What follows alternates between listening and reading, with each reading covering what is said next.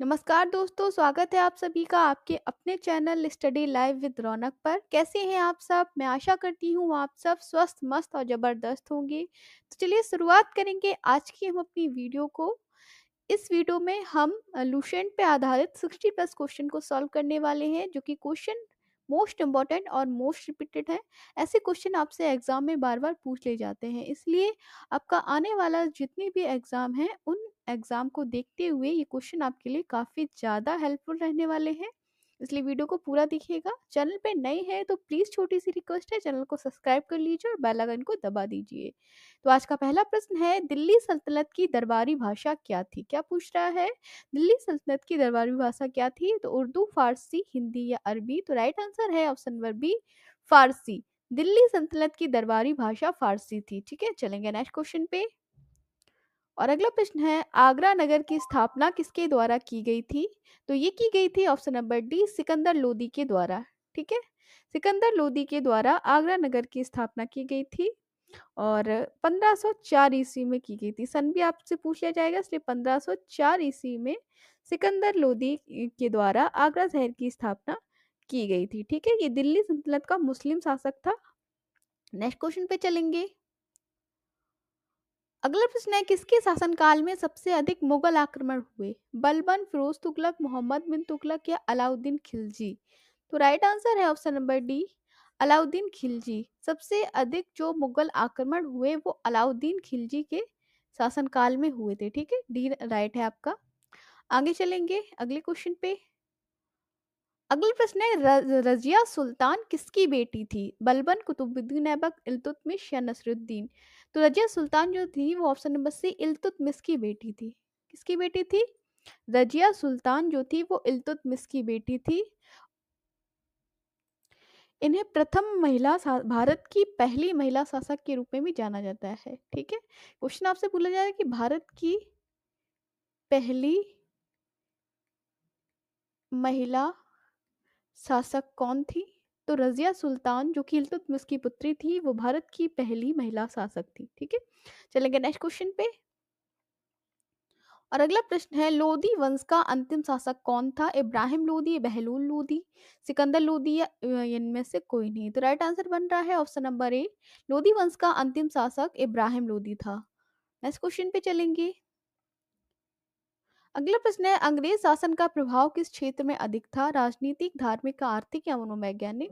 Right answer है option number C, आर्थिक। अंग्रेज शासन का प्रभाव आर्थिक क्षेत्र में सबसे अधिक था। नेक्स्ट क्वेश्चन है, भारत में प्रथम रेलवे लाइन किसने बिछवाई थी? तो राइट आंसर है लॉर्ड डलहौजी। ठीक है, यहाँ पर आपको मैं डायरेक्ट आंसर बता रही हूँ, इसलिए आप जल्दी से कम समय में ज्यादा प्रश्न को सॉल्व कर सकें। नेक्स्ट क्वेश्चन है मोस्ट रिपीटेड क्वेश्चन, भारत में प्रथम रेलवे लाइन का निर्माण किन नगरों के बीच में हुआ था? तो ये हुआ था बम्बई और थाने के बीच में। ठीक है, मुंबई और थाने के बीच में भारत में प्रथम रेलवे लाइन का निर्माण हुआ था। कई बार एग्जाम में ये क्वेश्चन पूछा गया है। अगला प्रश्न है, the economic history of India के लेखक कौन है? RC Majumdar, RG Bhandarkar, Rajani Palme या रमेश चंद्र दत्त? तो the economic history of India के लेखक रमेश चंद्र दत्त हैं। इनके द्वारा the economic history of India पुस्तक लिखी गई थी। नेक्स्ट क्वेश्चन है, भारत में अंग्रेजों के समय में प्रथम जनगणना किसके कार्यकाल में हुई? तो राइट आंसर है लॉर्ड मेयो के कार्यकाल में। ठीक है, भारत में अंग्रेजों के समय प्रथम जनगणना जो थी वो लॉर्ड मेयो के कार्यकाल में हुई थी। अगला प्रश्न है, निम्नलिखित में किसे प्रकृति सुरक्षा का वॉल्व कहा जाता है? तो ये बोला जाता है ऑप्शन नंबर सी, ज्वालामुखी को। ठीक है, प्रकृति सुरक्षा का वॉल्व जो है वो ज्वालामुखी को बोला जाता है। इस वीडियो में आपको बता दें कि हिस्ट्री, पॉलिटी और ज्योग्राफी एवं इकोनॉमिक्स सभी से रिलेटेड क्वेश्चन मिक्स करके मैं लाई हूँ, इसलिए काफ़ी ज़्यादा इंपॉर्टेंट रहने वाली है। सभी फ्रेंड के साथ आप ये वीडियो शेयर कर सकते हैं। सेशन पसंद आया हो तो प्लीज़ एक लाइक ज़रूर करिएगा। भूकंप का कारण क्या है? भू परिभ्रमण, टेक्नोलॉजम, भूघूर्णन या आच्छादन? तो राइट आंसर है ऑप्शन नंबर सी, भूघूर्णन। भूकंप का कारण क्या है? भूघूर्णन। अगला है, किस ज्वालामुखी में अक्सर उद्गार होती रहती है? जागृत ज्वालामुखी, प्रसुप्त, मृत या शांत? तो जो ज्वालामुखी जाग रहा है उद्गार भी उसी में होगी। तो राइट आंसर है जागृत ज्वालामुखी। ठीक है, ऑप्शन नंबर ए राइट है। नेक्स्ट क्वेश्चन रहने वाला है, विश्व का सबसे ऊंचा ज्वालामुखी पर्वत कोटोपैक्सी कहाँ स्थित है? तो ये है इक्वाडोर में। ठीक है, डी राइट है, इक्वाडोर में विश्व का सबसे ऊंचा ज्वालामुखी पर्वत स्थित है। अगला है, निम्नलिखित में कौन विश्व का सबसे ऊंचा ज्वालामुखी पर्वत है? तो ये है आपका माउंट कोटोपैक्सी, अभी बताया है, जो कि इक्वाडोर में स्थित है, वो विश्व का सबसे ऊंचा ज्वालामुखी पर्वत है। अगला है, निम्नलिखित में कौन विश्व की सबसे बड़ी झील है? तो राइट आंसर है ऑप्शन नंबर ए, कैस्पियन सागर जो है वो विश्व की सबसे बड़ी झील है। अगला प्रश्न है, निम्नलिखित में विश्व की सबसे मीठी झील कौन सी है? विक्टोरिया, सुपीरियर, बैकाल या मिशिगन? तो राइट आंसर है ऑप्शन नंबर बी, सुपीरियर जो है वो विश्व की सबसे मीठी झील है। वहीं अगर हम भारत की बात करें तो भारत में वूलर झील है। ठीक है, ये विश्व की है, और भारत की बात करें तो भारत में वूलर झील जो है वो मीठे पानी की झील है।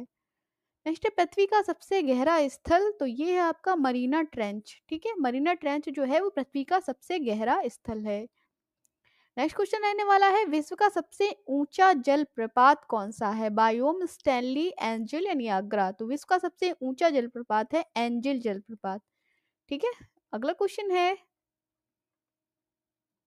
स्टैनली जलप्रपात किस नदी से संबंधित है? तो ये है संबंधित ऑप्शन नंबर सी, कांगो नदी से। ठीक है, कमेंट में मुझे कमेंट में आप लोगों को बताना है कि आप लोगों को कितने क्वेश्चन जो है वो यहाँ पर सही बन रहे हैं, आप लोगों की प्रिपरेशन कैसी है। ठीक है, नेक्स्ट क्वेश्चन था, यूरेनस की खोज किसने की थी? तो यूरेनस की खोज हर्शल के द्वारा की गई थी। ठीक है, चलेंगे नेक्स्ट क्वेश्चन पे।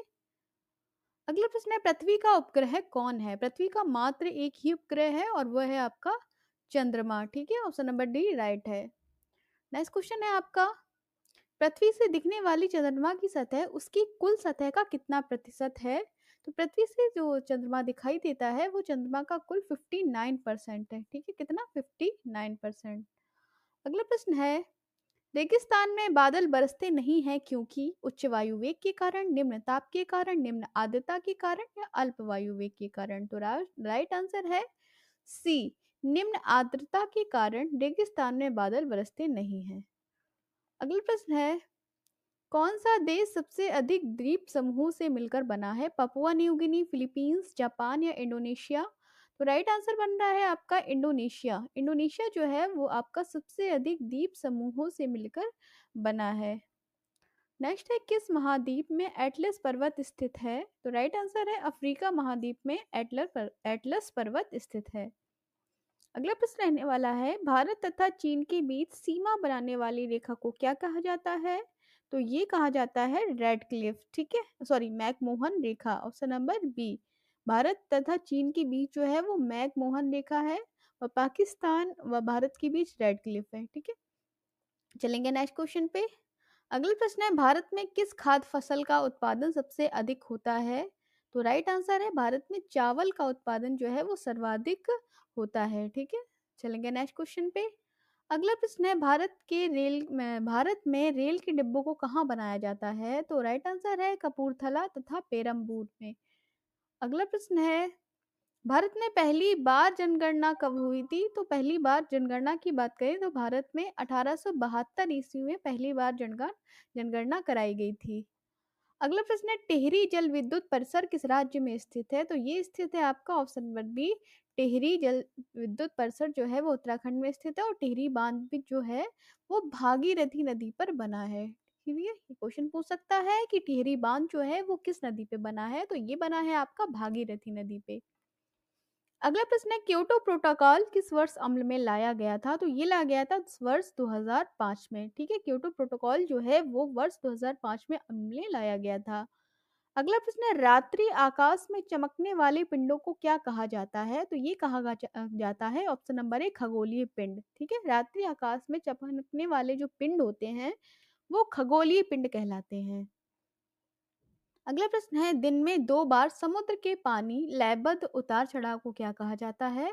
तो ये कहा जाता है ज्वार। समुद्र में ज्वार का आना ही दिन में लयबद्ध जो उतार चढ़ाव होता है उसे बोला जाता है। अगला प्रश्न है, भारत थाईलैंड हाईवे किस देश से होकर गुजरता है? तो ये गुजरता है म्यांमार से।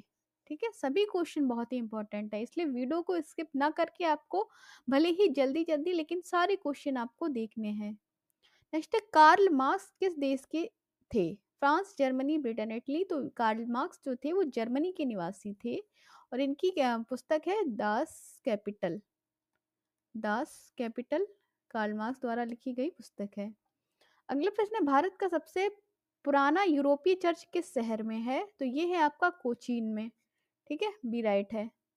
अगला प्रश्न है, सूर्य नमस्कार में कितने चरण होते हैं? तो सूर्य नमस्कार में कुल 11 चरण होते हैं। ठीक है। अगला प्रश्न है, इंडिया गेट का डिजाइन किसने किया था? तो ये किया था एडविन ल्यूटियंस के द्वारा। ऑप्शन नंबर सी राइट है, एडविन ल्यूटियंस के द्वारा इंडिया गेट का डिजाइन किया गया था। नेक्स्ट क्वेश्चन रहने वाला है, कर्मा नृत्य किस राज्य से संबंधित है? थोड़ा टाइपिंग मिस्टेक है, नृत्य है यहाँ पे होना चाहिए। कर्मा नृत्य किस राज्य से संबंधित है? तो कर्मा नृत्य जो है वो मध्य प्रदेश राज्य से संबंधित है। ठीक है, मध्य प्रदेश को भारत का हृदय भी कहा जाता है। अगला प्रश्न है, राजा राम मोहन राय का जन्म कहाँ हुआ था? तो भारतीय समाज सुधारक राजा राम मोहन राय का जन्म वर्धमान जिले में हुआ था और इन्होंने ब्रह्म समाज की स्थापना भी की है। ठीक है, क्वेश्चन पूछा जाता है, ब्रह्म समाज की स्थापना किसने की है? तो राजा राम मोहन राय ने की है और इन्हें पुनर्जागरण का जनक भी माना जाता है। ठीक है, पुनर्जागरण का जनक कौन है? राजा राम मोहन राय, जिनका जन्म वर्धमान जिले में हुआ था। अगला क्वेश्चन है, निम्नलिखित में से किस धर्म सुधारक की मृत्यु भारत के बाहर हुई थी? तो समाज सुधारक राजा राम मोहन राय की जो मृत्यु है वो भारत के बाहर हुई थी। कहाँ पर? यूनाइटेड किंगडम, यूके में इनकी मृत्यु हुई थी। ठीक है, नेक्स्ट क्वेश्चन है, वर्ष 1857 के बरेली विद्रोह का नेता कौन था? तो वर्ष 1857 में बरेली विद्रोह हुआ था, उसका नेतृत्व जो है वो खान बहादुर के द्वारा किया गया था। ऑप्शन नंबर सी राइट है। अगला प्रश्न होने वाला है, निम्नलिखित में कौन आजादी की पहली लड़ाई में शामिल नहीं हुआ था? रानी लक्ष्मीबाई, भगत सिंह, तात्या टोपे, बहादुर शाह जफर। तो राइट आंसर है option number B, Bhagat Singh. Bhagat Singh जो थे वो आजादी की पहली लड़ाई में शामिल नहीं हुए थे। नेक्स्ट क्वेश्चन है, इल्बर्ट विल विवाद किस वायसराय के काल में उभरा था? तो राइट आंसर लॉर्ड रिपन। ठीक है, इल्बर्ट बिल विवाद जो था वो लॉर्ड रिपन जब वायसराय था उसके कार्यकाल में उभरा था। अगला क्वेश्चन है, किसको हर्मिट और सिमला, इंपॉर्टेंट क्वेश्चन है। ठीक है, टिक कर सकते हैं आप, इंपॉर्टेंट क्वेश्चन है, किसको हर्मिट और सिमला के नाम से जाना जाता है? तो ये जाना जाता है A L AO Hume, Allan Octavian Hume को हर्मिट ऑफ सिमला के नाम से जाना जाता है। ये कांग्रेस के संस्थापक हैं। अगला क्वेश्चन है, ब्रिटिश संसद के लिए कौन सा भारतीय पहली बार निर्वाचित हुआ था? ब्रिटिश हाउस ऑफ कॉमन्स के लिए भी निर्वाचित हुए थे, तो ये हुए थे दादा भाई नौरोजी, जो जीते भी थे। अगला क्वेश्चन है, किस गवर्नर जनरल के कार्यकाल के दौरान भारतीय राष्ट्रीय कांग्रेस पार्टी बनी थी? राइट आंसर है लॉर्ड डफरिन। ठीक है, लॉर्ड डफरिन के कार्यकाल के दौरान भारतीय राष्ट्रीय कांग्रेस पार्टी का निर्माण हुआ था। नेक्स्ट क्वेश्चन है, निम्नलिखित में कौन गदर पार्टी के प्रमुख नेता हैं? तो Lala Hardayal. Option number A right है, लाला हरदयाल जो थे वो गदर पार्टी के नेता थे। अगला प्रश्न होने वाला है, भारतीय राष्ट्रीय कांग्रेस और इंडियन एसोसिएशन का मिलन किस वर्ष हुआ था? 1840, 1855, 1869, 1886। तो राइट आंसर है 1886 में भारतीय राष्ट्रीय कांग्रेस और इंडियन एसोसिएशन का मिलन हुआ था। नेक्स्ट क्वेश्चन रहने वाला है, भारतीय संविधान के किस अनुच्छेद के तहत नीति आयोग संगठित हुआ है? अनुच्छेद 260, अनुच्छेद 270, अनुच्छेद 290 या इनमें से कोई नहीं? तो ऑप्शन नंबर डी राइट है, इनमें से कोई नहीं। ठीक है, क्योंकि नीति आयोग जो है वो एक गैर संवैधानिक निकाय है। कैसा है? गैर संवैधानिक निकाय है, इसीलिए किसी भी अनुच्छेद में इनमें से कोई नहीं अनुच्छेद के तहत इसका संगठन हुआ है। ठीक है, नॉन कॉन्स्टिट्यूशनल बॉडी है ये। चलेंगे नेक्स्ट क्वेश्चन पे। अगला प्रश्न है, शराबबंदी संविधान के किस धारा में निर्देशित है? तो ऑप्शन नंबर सी, धारा 47 में। नेक्स्ट क्वेश्चन होने वाला है, उच्च न्यायालय हाईकोर्ट को किसका अधीक्षण करने का अधिकार दिया है? विधि विभाग, अधीनस्थ न्यायालय, लोक सेवा आयोग या सर्वोच्च न्यायालय? तो राइट आंसर है ऑप्शन नंबर अधीनस्थ न्यायालय। ठीक है, उच्च न्यायालय ने हाईकोर्ट को किसका अधीक्षण करने का अधिकार है? अधीनस्थ न्यायालय का। अगला प्रश्न है, उच्च न्यायालय के पद पे नियुक्त होने वाली प्रथम महिला कौन थी? तो ये थी आपकी अन्ना चांडी। अन्ना चांडी जो थी वो हाई कोर्ट के पद पर नियुक्त होने वाली प्रथम महिला थी। नेक्स्ट क्वेश्चन है, वर्तमान समय में भारत में कितने क्षेत्रीय परिषद कार्यरत हैं? तो ऑप्शन नंबर सी राइट है। वर्तमान समय में भारत में 5 क्षेत्रीय परिषद कार्यरत हैं। अगला प्रश्न होने वाला है, योजना आयोग का पदेन सभापति कौन होता है? तो योजना आयोग का पदेन सभापति जो है होता है वो प्रधानमंत्री होता है। और योजना आयोग का नाम बदल के अब नीति आयोग कर दिया गया है, ये ध्यान रखिएगा। ठीक है, योजना आयोग का नाम बदल के क्या कर दिया है? नीति आयोग कर दिया गया है। और सुमन बेरी जो है, सुमन बेरी, सुमन बेरी वो नीति आयोग के वर्तमान उपाध्यक्ष हैं। ठीक है, और अध्यक्ष कौन है? प्रधानमंत्री नरेंद्र मोदी। चलेंगे नेक्स्ट क्वेश्चन पे। योजना आयोग क्या है? संवैधानिक निकाय, तदर्थ निकाय, असंवैधानिक निकाय, या इनमें से कोई नहीं? तो ये भी एक नॉन कॉन्स्टिट्यूशनल बॉडी अभी बताई थी। योजना आयोग या नीति आयोग कुछ भी हो, वो एक नॉन कॉन्स्टिट्यूशनल बॉडी, असंवैधानिक निकाय है। ठीक है, चलेंगे नेक्स्ट क्वेश्चन पे। अगला प्रश्न है, भारत में किस प्रकार की प्रशासनिक सेवाएं हैं? अखिल भारतीय, केंद्रीय सेवा, प्रांतीय सेवा, या इनमें से सभी? तो ऑल ऑफ एबव। ठीक है, ऊपर की लिखी जितने भी हैं वो सभी ही भारत में प्रशासनिक सेवाएं चलती हैं। अगला प्रश्न है, वित्त आयोग का गठन कितने समय के लिए होता है? 1 वर्ष, 3 वर्ष, 5 वर्ष, या 10 वर्ष? तो राइट आंसर है ऑप्शन नंबर बी, 5 वर्ष के लिए वित्त आयोग का गठन होता है। और वित्त आयोग जो है वो अनुच्छेद 280 में देखने को मिलता है। ठीक है, कई बार ये क्वेश्चन पूछा जाता है कि वित्त आयोग का गठन किस अनुच्छेद में हुआ था? तो इसका गठन जो है वो अनुच्छेद 280 के द्वारा किया गया है। नेक्स्ट क्वेश्चन है, राज्य वित्त आयोग एक है विधिक संस्था, असंवैधानिक संस्था, संवैधानिक संस्था, या इनमें से कोई नहीं? तो राज्य वित्त आयोग की बात करें तो ये एक कॉन्स्टिट्यूशनल बॉडी है, संवैधानिक संस्था है। ऑप्शन नंबर सी यहाँ आपका राइट बन रहा है। ठीक है, तो ये थे आपके आज के टॉप 60 लुसेंट पर आधारित जीके के इंपॉर्टेंट क्वेश्चन, जो कि बहुत ही मोस्ट इंपॉर्टेंट और मोस्ट रिपीटेड है। क्योंकि ऐसे क्वेश्चन आप कोई भी एग्जाम उठा के देख लीजिए, उसमें ऐसे ही क्वेश्चन पूछे जाते हैं। तो हम डेली आपके लिए ऐसे ही क्वेश्चन लेकर आएंगे, एक सीरीज चलाने वाले हैं आपके लिए, जिससे आपके आने वाला जो पुलिस का एग्जाम है या कोई अन्य एग्जाम हो, एसएससी वगैरह, सभी में ऐसे ही क्वेश्चन पूछे जाते हैं। तो सेशन अगर आपको अच्छा लगा हो तो प्लीज़ एक लाइक करिएगा। चैनल पे नए हैं, अभी तक चैनल को सब्सक्राइब नहीं किया है, तो प्लीज़ प्लीज़ प्लीज़ चैनल को ज़रूर सब्सक्राइब कर लीजिए। ठीक है, तो हम मिलेंगे फिर से एक नई वीडियो के साथ। तब तक के लिए नमस्कार, take care and good bye.